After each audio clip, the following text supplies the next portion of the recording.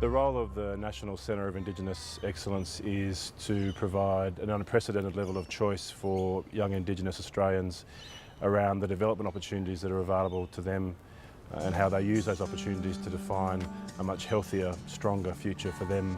This centre is going to be very similar to the way I've been brought up, so yes, I think I would have thrived on it.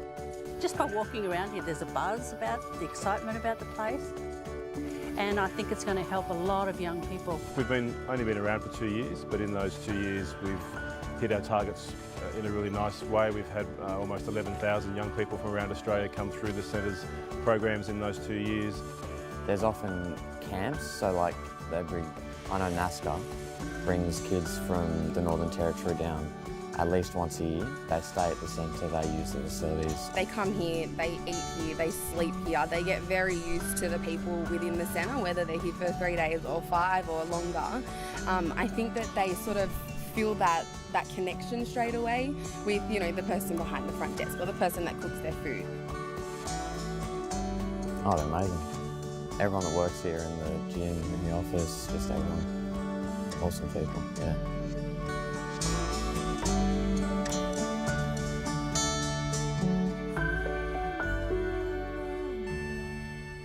Hook right, uppercut right. You know that combo. 1, 2, slip, slip. Shower boys, quick.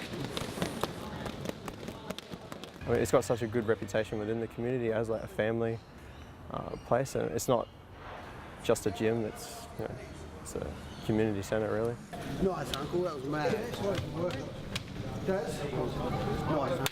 It's a very welcoming community place, basically. There are experiences that I've had where people that have lived in this community forever and have seen, you know, this person on the street and now in the gym sort of built up that platform for building relationships, even between the locals, you know.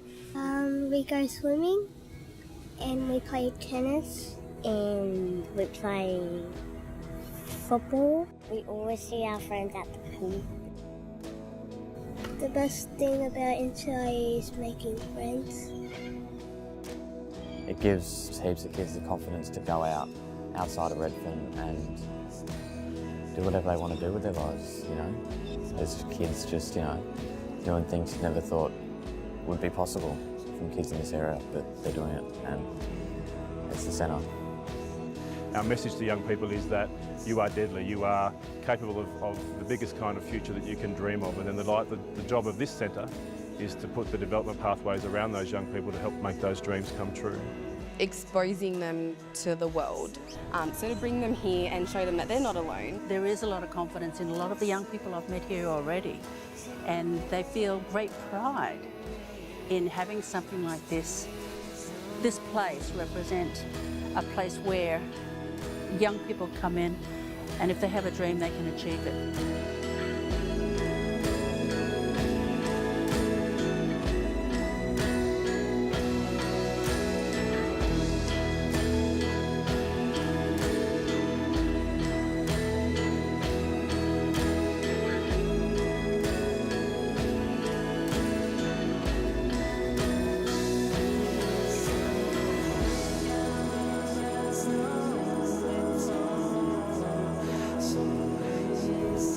I love NCI.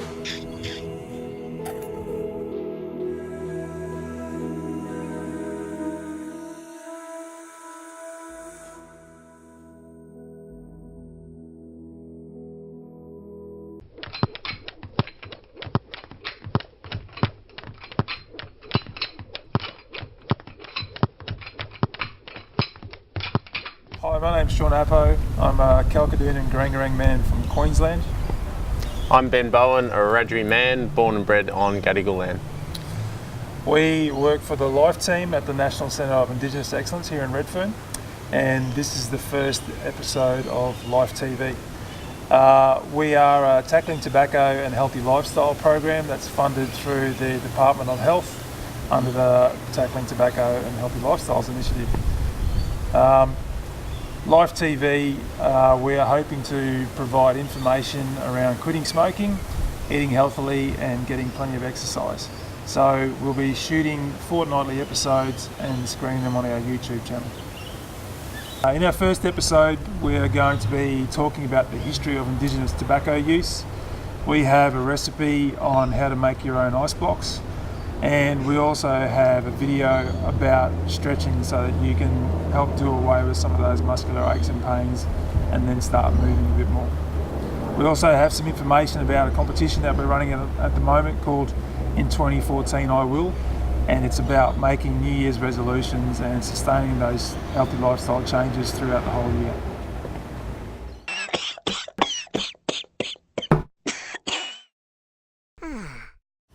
This short video that we're going to show you now about the history of Indigenous tobacco use tracks how tobacco was used initially by the Indonesians through trade in the north parts of the country, and then by the colonials down around Botany Bay and the Sydney area, and then how tobacco made its way through the rest of the country through trade between Indigenous clans. So enjoy the video. Australian Indigenous people have a long and complex history with nicotine, the drug most commonly associated with smoking tobacco. Several native Australian plants contain nicotine, some of which have traditionally been harvested, prepared, traded and chewed by Indigenous peoples across much of Australia. The most potent of these is paturi, made from the leaves of the shrub Duboisia hopwoodii. Although Duboisia hopwoodii naturally occurs over much of southern and western Australia, most paturi was prepared in southwestern Queensland, and from there distributed almost as far north as the Gulf of Carpentaria, south to Lake Eyre in South Australia, east to the mid-region of Queensland, and west to the area where Alice Springs is now located. Tobacco and the practice of smoking first reached the shores of northern Australia at the beginning of the 18th century, when the Macassan fishermen sailed from Indonesia in search of food and pearls. The Macassans acknowledged Indigenous ownership of the land and offered pipes, tobacco and other valued goods as tribute to local populations and in return for access to coastal waters and camping places between the Kimberley and the Gulf of Carpentaria. The Macassan method of smoking, with a characteristic long-stemmed pipe formed from a crab claw, a hollow root or a reed, became part of Indigenous social and ceremonial life in these areas and is still in use in the East Arnhem region. Macassan goods, including tobacco and pipes, were prized as trade items by the local population and were carried far inland. However, given the random nature of the supply from the Macassan fishermen, it's unlikely that this exposure to the new tobacco resulted in ongoing addiction. With the arrival of the First Fleet in 1788, British patterns of tobacco usage were introduced to Indigenous Australia. Tobacco was often presented in early encounters between the Europeans and Indigenous people as a token of goodwill. The introduced tobaccos and pipes soon became popular and widely sought after by Indigenous communities, whether or not they had been users of bush tobaccos or paturi, and were highly valued along with other introduced commodities such as blankets, flour and sugar. The Indigenous people's desire for tobacco and other wares was quickly recognised by the European settlers, who offered them in exchange for labour, goods and services, and hoped that such bribes would lead the local people to forget their traditional lifestyle and become compliant participants in the settlers' activities. Indigenous people actively set about obtaining tobacco and other prized goods from their new sources. Communities negotiated and bargained to receive tobacco and supplies as compensation for use of the land and resources, in accordance with Indigenous tradition. However, the colonial intention to instill a Western work ethic with its foundations of regular habits, subordination of servant to master, economic incentives, and accumulation of wealth and goods remained opposed to the Indigenous way of life. Tobacco trade in the early days of colonisation has been seen as a process of mutual exploitation, both parties mostly satisfied from their side of the transaction. If the new settlers had the advantage of controlling tobacco supplies, the local inhabitants equally had the option of providing or withholding information, labour, and other assistance vital to the Europeans. Over time, however, this balance firmly favoured the new settlers. In the following years, tobacco usage and therefore addiction to nicotine spread across the continent with the expansion of European outposts through explorers, missionaries, pastoralists, cattle farmers, miners, fishermen and others. In contrast to the European population, tobacco was used by Indigenous men, women, and children. Tobacco was also a trade item for some Indigenous groups, allowing the product to penetrate distant regions of Australia long before direct white contact was made. Tobacco dependency among Indigenous people was seen by the colonists as a civilising or taming influence. Civilising because it could aid discussion and good relations, and taming because it had the capacity to produce a cheap labour force prepared to work in return for tobacco. Widespread nicotine addiction made the Indigenous populations vulnerable to manipulation by the settlers, who could make provision of tobacco dependent upon compliance. At least one Victorian squatter deliberately fostered tobacco use among local Indigenous people, enabling him to secure their ongoing services in return for small amounts of tobacco. Tobacco became standard payment. During the 1800s and the early decades of last century, Indigenous people worked in often brutal circumstances for the cattle and pastoral industries, on sugar plantations, in road and railroad gangs, and in the pearl shell and trepang trade, either being paid in full or in part with tobacco. Indigenous people were even involved in the very production of tobacco itself. Payment in rations and not in money meant that Indigenous people were not able to fully understand their worth as labourers and nation builders and the value of money. This kept Indigenous people working hard and working cheap. The level of desperation to satisfy nicotine addiction was so high that artefacts and ceremonial objects, language and local knowledge, oral history and cultural heritage were acquired by collectors, anthropologists and other researchers in return for tobacco. The decades following European colonisation saw gradual movement of communities of Indigenous people into white settlements in response to a range of influences, including government policies and other prevailing circumstances, and a desire for a range of provisions, including tobacco.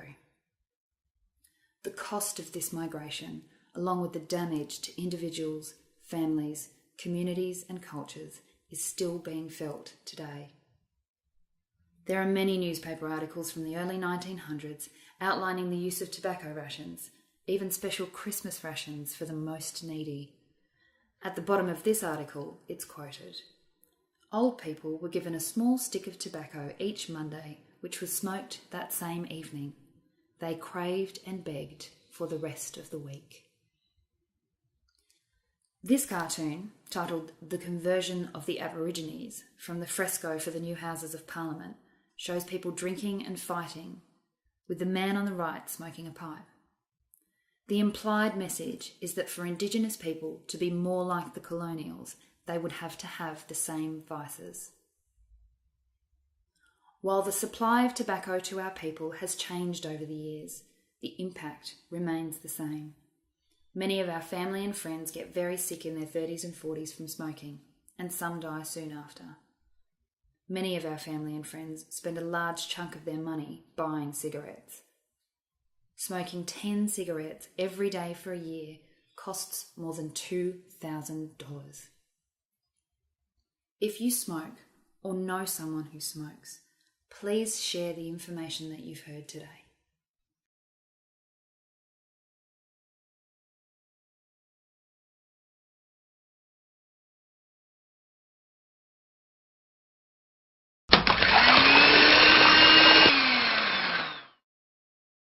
Hey guys, my name is Zoe. I'm a proud Bundjalung woman from northern New South Wales. At the Life Team we have a nutrition segment where it's all about eating to live well. We're using the seasonal fruits and vegetables to make healthy recipes that are both accessible on a low budget as well as able to feed their entire families. Eating to live well. So this recipe today is a berry, lemon and mint ice blocks using the seasonal fresh raspberries and strawberries as well as refreshing mint for the summer tastes.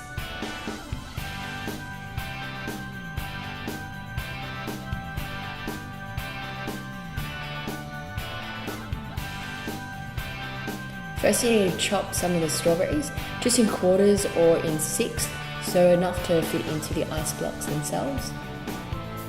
Then do halves with the raspberries. This is just for ease of fitting into the icebox. Now with the mint, just tearing it and actually smashing it in your hands actually releases some of the flavour as well as the smells. And with the icebox, all you need to do is just add to your own taste the amount of raspberries, strawberries and mint. And then you decorate as you please. Adding some lemonade, because it's bubbly, generally you have to do half and half before you can actually fill it up to the top. Alright, so once you've finished filling it up with the lemonade, just put the sticks in it, so the lids, and chuck it in the freezer for at least 24 hours. And then once you get it out, you'll have nice, delicious icebox ready to eat.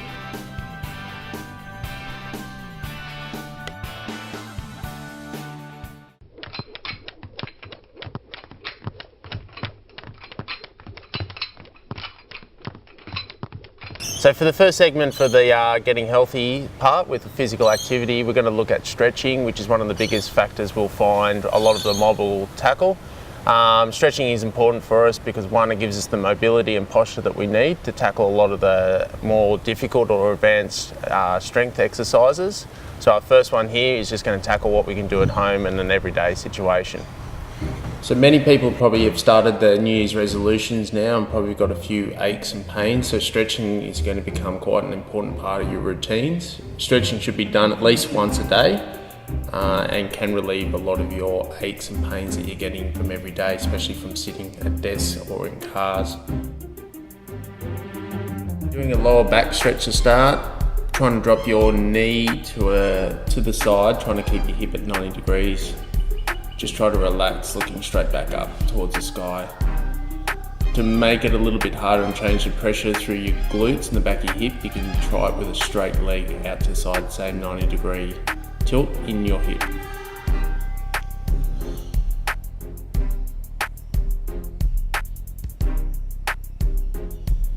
Okay, looking at the hip, so looking at right in the back of the glutes here, so you're sitting up, trying to keep your back nice and straight, hugging your knee right into your chest.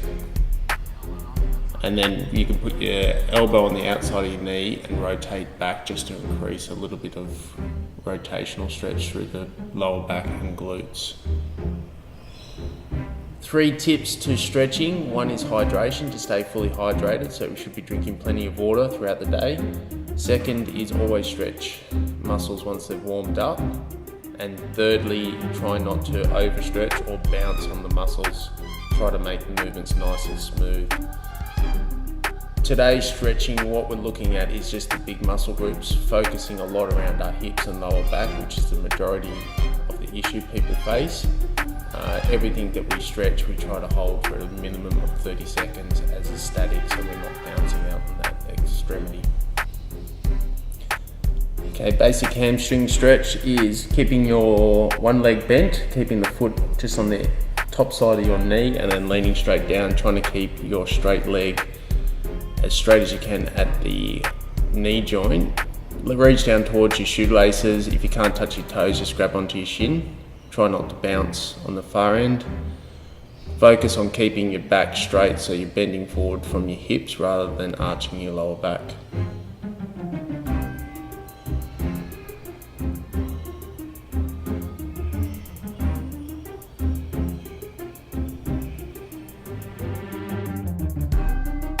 We're looking at basically keeping your knees together, standing up as tall as you can. Try to grab your shoelaces to hold back. If you're having trouble balancing, try to look at the horizon point, or try to grab your earlobe. Hip flexor stretch is just standing, taking a large stride forward, dropping your pelvis down. You'll feel the stretch to the front of your hip. You can raise the same arm to increase the stretch a little bit further. Chest stretch is just linking both hands together, lifting up as high as you can and just holding. Try to keep your head forward, not dropping down. Shoulder stretch, arm straight across, thumb to the ground, just hugging it in nice and tight. Try to keep your shoulder away from your ear as much as possible.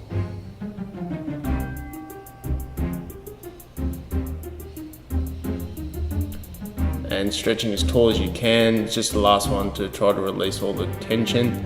It's basically just trying to make yourself as tall as you can go, up on your toes and reaching as tall as possible.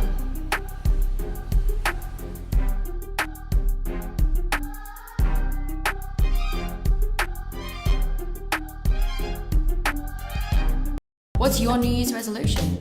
Enter hashtag in 2014 I will and make this one count. Hashtag just start moving. Hashtag eat to live well. Hashtag quit for life. Show us your healthy lifestyle goal for 2014 in a photo or a video and win. Hey guys, it's Nathan Merritt from the South Sydney Rabbitohs. In 2014, I will be doing extras in the gym to help me improve my game, to get me fitter and help my teammates out in the field. So that's it for our first webisode of Live TV.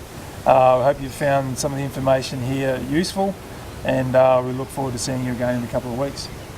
Join us on the Facebook pages, both Life and the Indigenous Mountain Bike Project, to find out more details between now and then. And also follow us on Twitter.